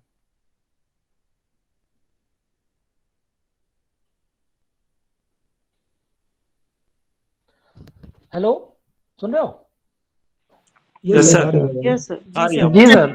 तो आप एरियाज क्या क्या एरियाज हो जी सकते हैं? मैंने एक छोटी सी लिस्ट बनाने की कोशिश की है कि जहां आप हिस्टोरिकल रिसर्च कर सकते हैं.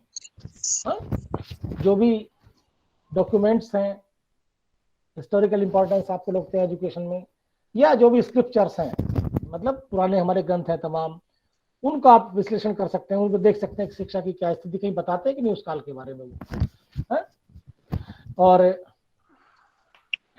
अलग अलग ऐतिहासिक काल में, अलग अलग राजाओं के समय में, अलग अलग जो हमारी प्रिंसली स्टेट्स थी, उन्होंने शिक्षा पर कितना ध्यान दिया, क्या ध्यान दिया, उस पर आप रिसर्च कर सकते हैं. डिपेंड करता है कि आपकी अंडरस्टैंडिंग क्या है. सपोज किसी ने एमए किया हुआ है मीडिएवल हिस्ट्री में, है तो मीडिएवल हिस्ट्री को खोद डाल सकते हैं आप, क्योंकि एमए किया, मास्टर्स आपने किया हुआ, तो आपको उसकी जानकारी है. तो तमाम टोटोलॉजी को खत्म करने के लिए हिस्टोरिकल रिसर्च बहुत जरूरी है. जो तमाम लोग कुछ भी कह देते हैं, या कोई छोटा सा मैसेज कहीं व्हाट्सएप पे पढ़ लिया, या अखबार में कोई छोटी सी कटिंग पढ़ ली, उसके आधार पर भी लोग कह देते हैं कि अरे ऐसा था उसमें, तो उसने तो ऐसा किया था.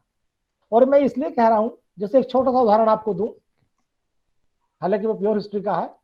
राणा सांगा और बाबर के संबंधों को लेकर के अक्सर आपने एक डिबेट सुनी होगी. कुछ लोग ये कहते हैं कि राणा सांगा ने बाबर को बुलाया था, कुछ लोग ये कहते हैं कि राणा सांगा से बाबर ने सहायता मांगी थी.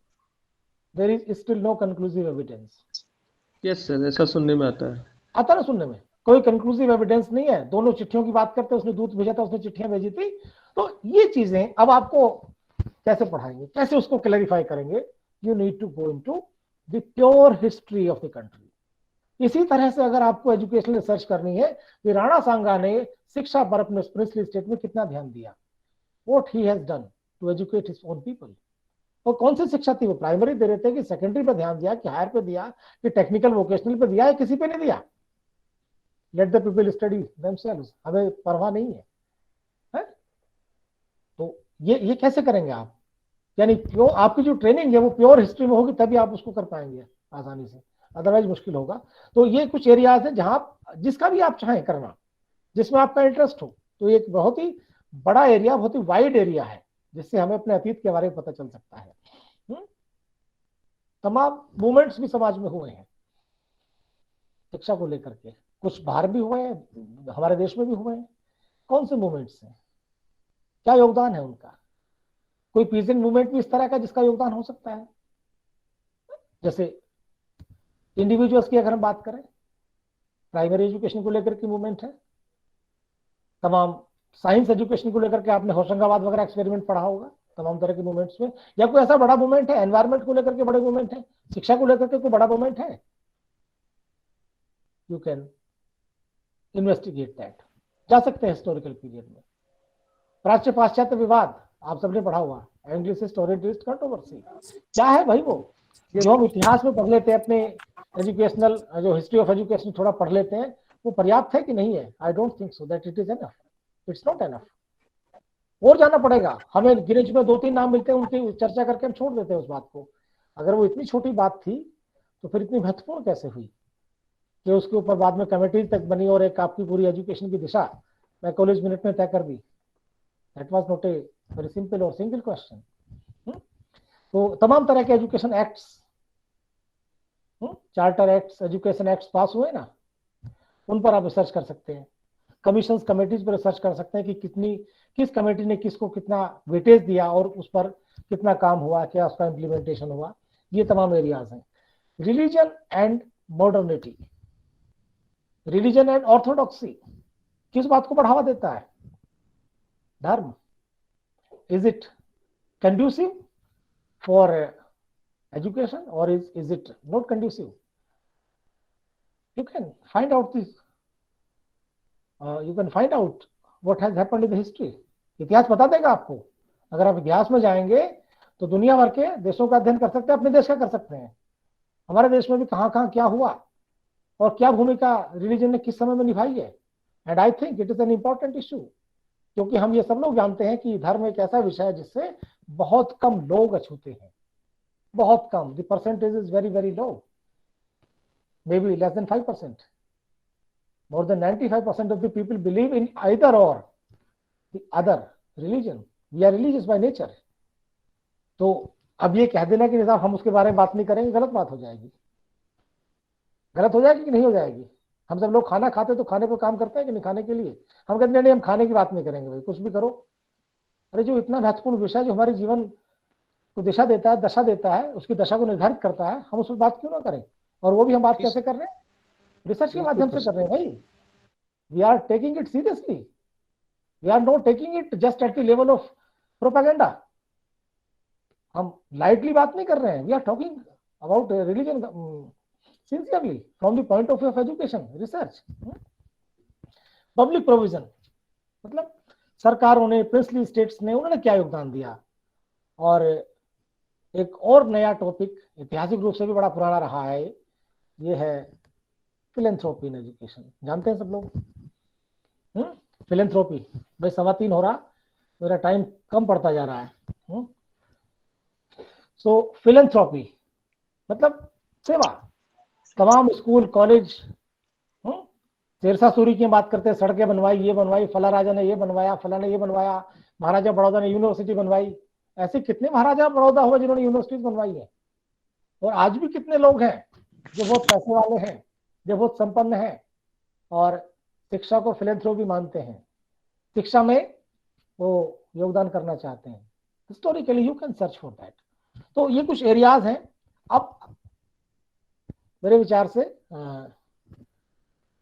मैं बस 2 मिनट और बात कर लूं एक लास्ट स्लाइड पर, ठीक है? जैसा मैंने शुरू में कहा था, मैं थोड़ा बीच का कंटेंट छोड़ रहा हूं। जैसा मैंने शुरू में कहा था कि हिस्ट्री पर रिसर्च हमें क्यों करनी चाहिए, तो इसके 2 बड़े कारण हैं। हमें क्यों करनी चाहिए? क्योंकि हम इस बात से बिल्कुल इनकार नहीं कर सकते, चाहे विद्यार्थी शिक्षा फिजिक्स की हो, केमिस्ट्री की हो, बायोलॉजी की हो, इकोनॉमिक्स, सोशियोलॉजी, सिविक्स की हो, ये बिल्कुल मैटर नहीं करता कि शिक्षा किस विषय में दी जा रही है। हर एक प्रकार की शिक्षा का, हर एक विषय का अपना एक इतिहास है। And therefore I would say history is an overarching domain. History is the subject of an overarching domain. Overarching domain का अर्थ है कि ये सबको कवर करती है। We have the history of science, we have the history of physics, we have the history of sociology, we have the history of economics. और अगर हमें अपने ज्ञान का इतिहास नहीं पता है तो मेरे विचार से बहुत ये अच्छी बात नहीं है किसी भी देश के लिए, किसी भी सभ्यता के लिए। So we should know what is the history of our knowledge, and therefore I am saying history of knowledge, history as an overarching domain, ठीक है? तो उस पर हमें हिस्टोरिकल रिसर्च ही बता सकती है कि हमारे इन विषयों का, जैसे अगर हमसे पूछें कि कोई पूछे हमसे कि भाई हमारे अर्थशास्त्र का या हमारी राजनीति शास्त्र का क्या इतिहास है, तो हमारे पास उसके लिए सिस्टमेटिक एविडेंस का अभाव है। आई am saying it very responsibly. लेकिन अगर यही बात आप यूरोपियन से पूछते हैं, व्हाट वुड दे से? उनके पास अपने ज्ञान का इतिहास है और ठीक ठाक इतिहास है। हमारे पास जो हमारे ज्ञान का इतिहास है उस पर हम ही में से तमाम लोग प्रश्न चिन्ह लगाते हैं। ठीक है, क्यों लगाते हैं? क्योंकि शायद हमारे पास उस तरह के एविडेंस नहीं है, या हम कहीं ना कहीं हिस्ट्री में, माइथोलॉजी में कंफ्यूज हो जाते हैं। ठीक है, पैराडाइज लॉस्ट को इंग्लैंड में कोई इतिहास नहीं मानता है, समझ रहे हो? पैराडाइज लॉस्ट को वो लोग इतिहास नहीं मानते हैं। इलियड या ओडिसी को वो लोग इतिहास नहीं मानते हैं, वो काव्य मानते हैं, ग्रंथ मानते हैं, that's all. They don't consider that as history. तो ये हमें कहां से पता चलेगा? ये हमें पता चलेगा हिस्टोरिकल रिसर्च से। जब हम अपने ज्ञान पर काम करेंगे, उसके ऐतिहासिक दृष्टिकोण से उसकी विवेचना करेंगे, उसकी मीमांसा करेंगे। पहली बात ये महत्वपूर्ण है। दूसरी बात क्या जरूरी है कि हिस्टोरिकल रिसर्च हमें एक दूसरा और काम करने में हेल्प करेगी, और वो है जो हमारी हिस्टोरिकल इनकरेक्शंस हैं, इनएक्यूरेसीज हैं या मिस इंटरप्रिटेशन हैं। आप शब्दों पर ध्यान दीजिएगा। इनएक्यूरेसीज हैं, कहीं ना कहीं करेक्शंस की जरूरत है, रेक्टिफिकेशन की जरूरत है। मिसकंसेप्शन चले आ रहे हैं और हम लोग उनको प्रेजेंट कर भी देते हैं। जैसे मैंने कहा कि अक्सर आप लोग देखते हैं कि छोटा सा मैसेज एक आएगा और किसी की भी इमेज को, हमारे बड़े बड़े इतिहास में जो महापुरुष हुए हैं उनकी इमेज को बहुत जल्दी मेलाइन कर देते हैं। एक एक वाक्य से एक एक छोटा सा एविडेंस कहीं मिल जाए, पता नहीं वो एविडेंस का उसकी सत्यता भी क्या है, उसकी ऑथेंटिसिटी क्या है। तमाम लोग उसकी ऑथेंटिसिटी भी नहीं जानते हैं, लेकिन उसके बावजूद भी उसको इमेज को मेलाइन करने में उसका काम कर देते हैं। तो इसलिए we must involve in the investigation of history from educational point of view, from research point of view. हमें अपने ज्ञान का इतिहास, हमें अपनी सभ्यता का इतिहास, उसकी इन्वेस्टिगेशन करनी चाहिए। ठीक है, 10 मिनट केवल बचे हैं हमारे पास। आई एम सॉरी, मैंने फिर थोड़ा सा टाइम ज्यादा ले लिया। I wanted to have more discussion, so now I would like to open the house for your questions, please. Sir, एक प्रश्न है जी। आज आपने सोर्सेस के बारे में बताया, हिस्टोरिकल हमारे सोर्स प्राइमरी, सेकेंडरी और बीच में चर्चा टर्सरी की भी की। तो हम पीएचडी के स्टूडेंट हैं, तो इस लिहाज से हमने जो क्वेश्चन किया था कि कैसे पता लगेगा रहेगी अगर सेकेंडरी सोर्सेस ले लेंगे, तो आपने उसमें बताया था क्रिटिकल एनालिसिस के थ्रू हम इंटरनल या एक्सटर्नल क्रिटिसिज्म के थ्रू पता कर लेते हैं। तो सर कभी कभी क्या होता है कि हो सकता है जो क्रिटिसाइज के जो मेथड हम यूज कर रहे हो वो भी कहीं ना कहीं वाइस्ड हो जाए, किसी व्यक्ति विशेष के द्वारा हो। तो सर ऐसी स्थिति में हमारी पीएचडी तो बिल्कुल समस्या में आ जाएगी सर। नहीं आएगी। तो फिर क्या हमको मतलब इसी प्रश्न में जुड़ा दूसरा इसी से रिकनेक्टेड क्वेश्चन है, क्या सेकेंडरी और टर्सरी सोर्सेस को प्राइमरी सोर्सेस तक एक्सेस करने के लिए यूज किया जाता है? इसका मतलब ये हुआ क्या? नहीं, उसका मतलब बिल्कुल ये नहीं है। इसका मतलब ये है कि हिस्ट्री की एक खास बात होती है, उसमें बिब्लियोग्राफी और रिसोर्सेस एक बहुत महत्वपूर्ण जो है एस्पेक्ट होता है हिस्टोरिकल रिसर्च का, बिब्लियोग्राफी। और उसमें भी खास तौर से हम बात करते हैं एनोटेटेड बिब्लियोग्राफी की। ठीक है, यानी उसके लिए उसमें हिस्ट्री में हमारे रेफरेंस बहुत महत्वपूर्ण है। तो हम जब सेकेंडरी या टर्सरी सोर्सेज की बात करते हैं तो हम बात ये करते हैं कि भाई ऐसी बात नहीं है, मैं अगर कोई बात कह रहा हूं किसी तथ्य के आधार पर, तो उस पर इन फला फला फला फला लोगों ने भी उस पर काम किया है, and they had also derived this kind of conclusion. ठीक है, तो we take that literature, we take that secondary or tertiary source as an important source of authentication. हम अपनी बात को ऑथेंटिकेट करने के लिए उसको साइट करते हैं, पहली बात। दूसरी बात, जैसे मैंने कहा कि वो हो सकता है आपको प्राइमरी सोर्स तक ले जाए, और अगर वो प्राइमरी सोर्स पर आप नहीं पहुंच पा रहे हैं तो आपकी समस्या, इसका मतलब ज्यादा गंभीर है, उस पर फिर ये आपकी लिमिटेशन हो जाएगी कि उस पर और आगे किसी को काम करने की आवश्यकता है। मेरी पीएचडी का दायरा मुझे आगे अलाउ नहीं कर रहा है इससे ज्यादा।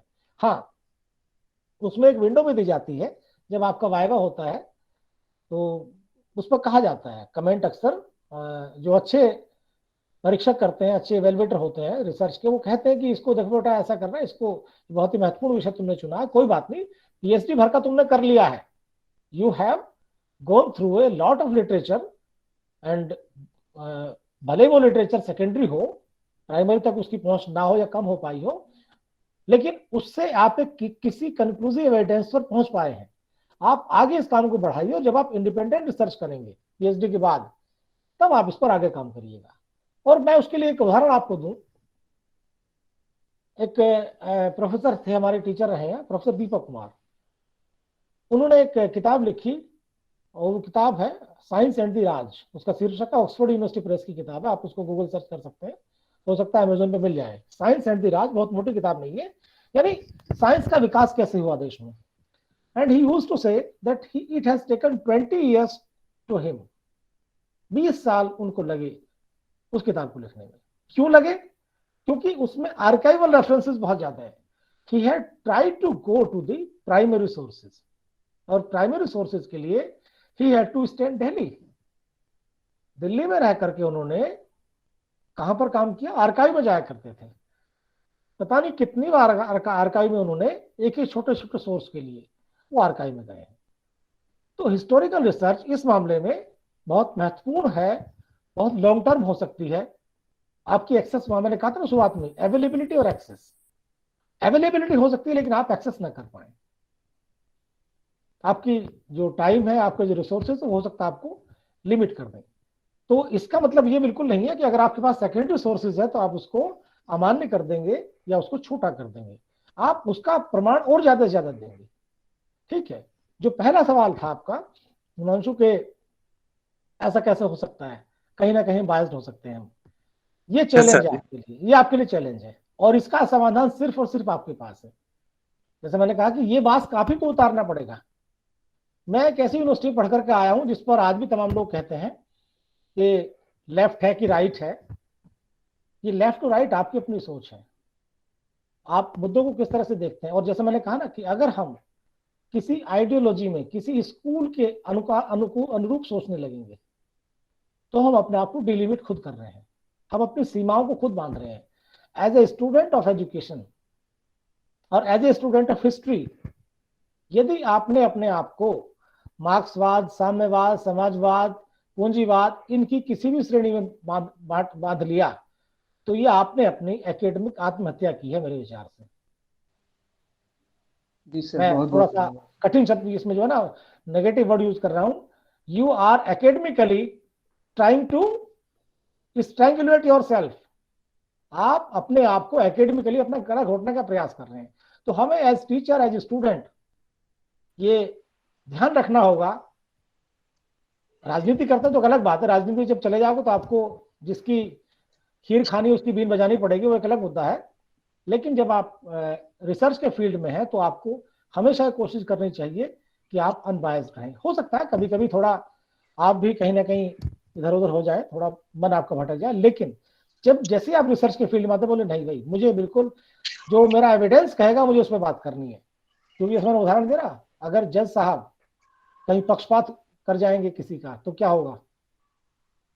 एक बहुत अच्छा वकील है, बहुत अच्छा बोल रहा है, एविडेंस बड़े कमजोर है उसके, क्या उसका पक्ष ले लेंगे वो? नहीं, एविडेंस के परिप्रेक्ष्य में हमें बात करनी पड़ेगी। तो रिसर्चर के लिए, इन्वेस्टिगेटर के लिए हमारे एविडेंस सबसे महत्वपूर्ण होते हैं और उनका निष्पक्ष विश्लेषण, ये हिस्टोरिकल रिसर्च के लिए चैलेंज है। Anyone else? Thank you sir. इसी में थोड़ा सा एक और छोटा सा शॉर्ट में और बता दीजिए।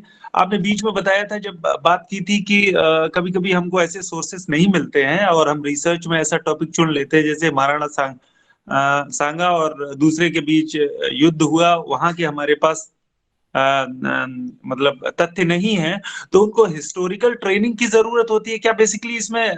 क्या नहीं, जस्ट आपने मेरी एक बात को और नजरअंदाज कर दिया। मैंने ये भी कहा था कि हिस्टोरिकल रिसर्च में जाने के लिए आवश्यक है कि आपकी बैकग्राउंड इतनी स्ट्रॉन्ग उसमें होनी चाहिए कम से कम। Yes sir, yes sir, yes sir. ठीक है, तब आप वो गलती नहीं करेंगे। मान लिया मैं हूं भाई, मैंने मीडियम हिस्ट्री पढ़ी नहीं है ठीक से और मैं उस पर रिसर्च करने लगूं, तो अब मैं मास्टर्स का कोर्स तो नहीं कवर कर सकता ना, क्योंकि मास्टर्स का जो कोर्स होता है, किसी भी सब्जेक्ट का आप ले लीजिएगा, पीजी लेवल का, वो कोर्स बहुत ही अच्छा कोर्स होता है, बहुत वाइड होता है, तो उससे आपको पता चल जाता है। ठीक है, इसलिए हिस्टोरिकल रिसर्च में हम सबसे पहले प्रॉब्लम का चुनाव नहीं करते हैं, ये ध्यान दीजिएगा, इस बात का ध्यान रखिएगा। हिस्टोरिकल रिसर्च में हम पहले प्रॉब्लम को चुनाव करते नहीं, हम पहले क्या करते हैं, we try to use as much sources, we try to go through as much sources as we can.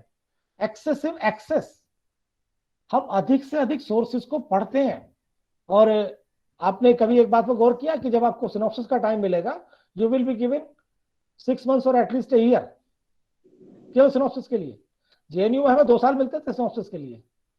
क्यों मिलते थे? कि पहले आप पढ़िए, सबसे पहला काम आपका है आप रिसर्च पढ़िए, जर्नल्स पढ़िए, थीसिस पढ़िए, लोगों से मिलिए।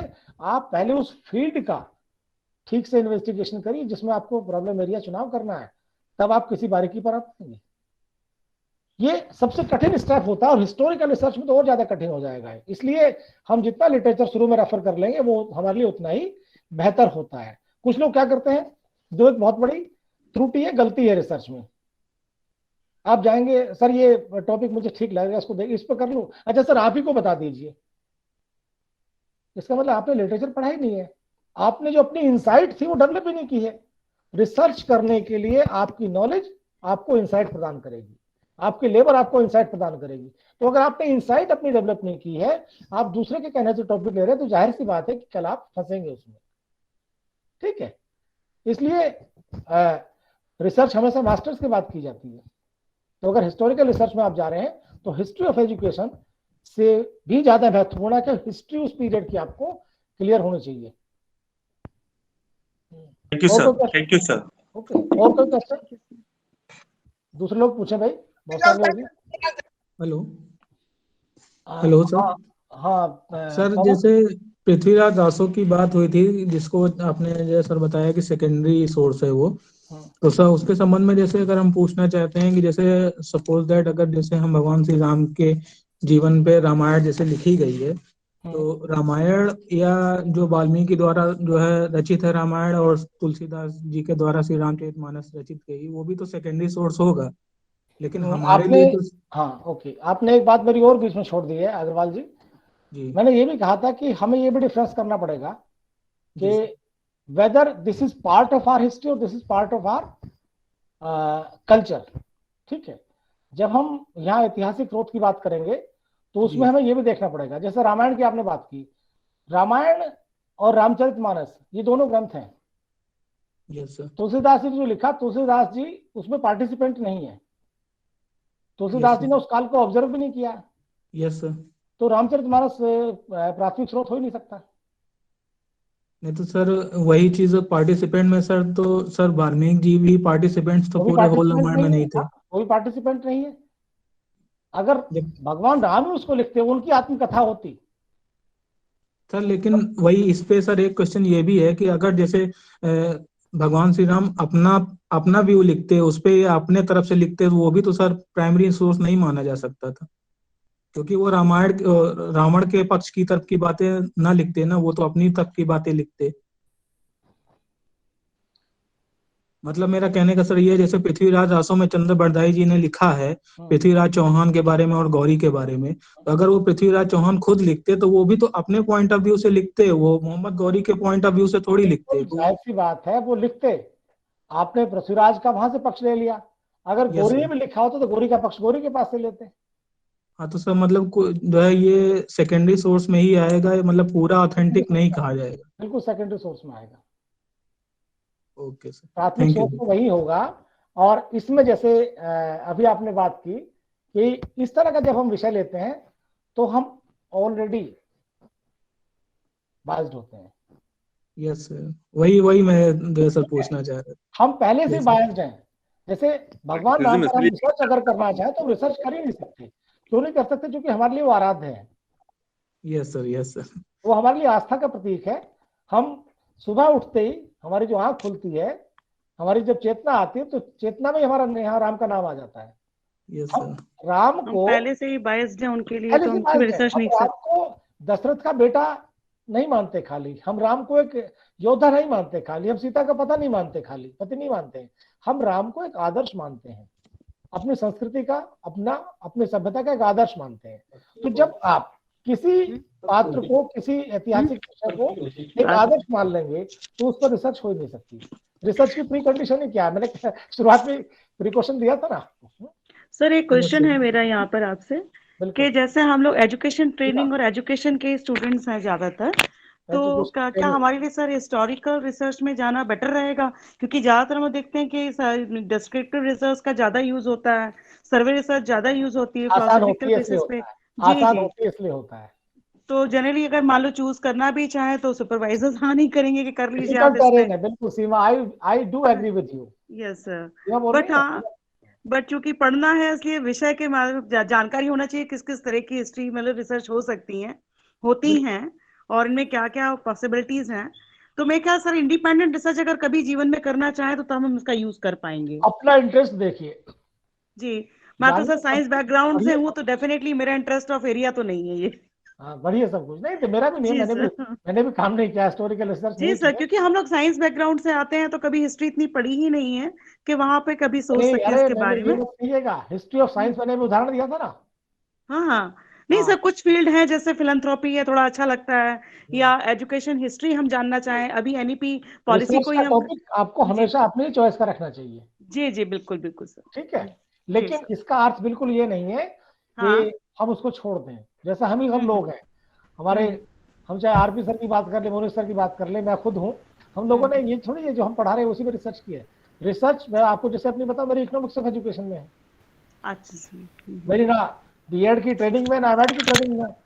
तो रिसर्च का एरिया आपका एक अलग ही होता है, जिसका आपको जिसमें काम करने आपको आपका मन गवाही दे। ठीक है, जिसमें आप संतुष्ट हो, जिसमें आपको लगे यस आई कैन डू। वो है ना, उसका बराक ओबामा का नारा था, यस वी कैन। तो रिसर्च हमें वहां करनी चाहिए जहां आपको ये लगे yes I can. Yes sir. तो आरपी सर बहुत थोड़ा सा नेक्स्ट क्लास की तरफ देख रहा हूं मैं। Thank you so much sir, thank you so much sir. जी जी, for your enlightening lecture. Sir जी धन्यवाद, बहुत बहुत धन्यवाद sir. Sir thank you sir. आज की क्लास इंटरेस्टिंग रही है, बड़ा रिलेटेड है। और जी ख्याल से सर आपके इस आज के लेक्चर विद्यार्थियों ने बहुत कुछ सीखा है। मेरे ख्याल से अपने रिसर्च हम अगर वो हिस्ट्री की तरफ जाते हैं तो जरूर आपकी बातों को वो अमल करेंगे। और सर ने बहुत हिस्टोरिकल रिसर्च में जो दो चीजें बहुत ध्यान में रखने वाली होती हैं, जो सर ने रिसोर्सेज बताए हैं, वो रिसोर्सेज और उसका जो एक क्रिटिसिज्म है, ये दो चीजें बहुत ध्यान में रखने वाली होती हैं। अगर इसमें कहीं गड़बड़ हो गया रिसर्च गड़बड़ करती है। तो धन्यवाद सर, बहुत बहुत धन्यवाद सर। हम उम्मीद करेंगे कि फिर आपसे मुलाकात होगी। धन्यवाद सर। अभी हमारे धन्यवाद सर। सर बहुत बहुत धन्यवाद।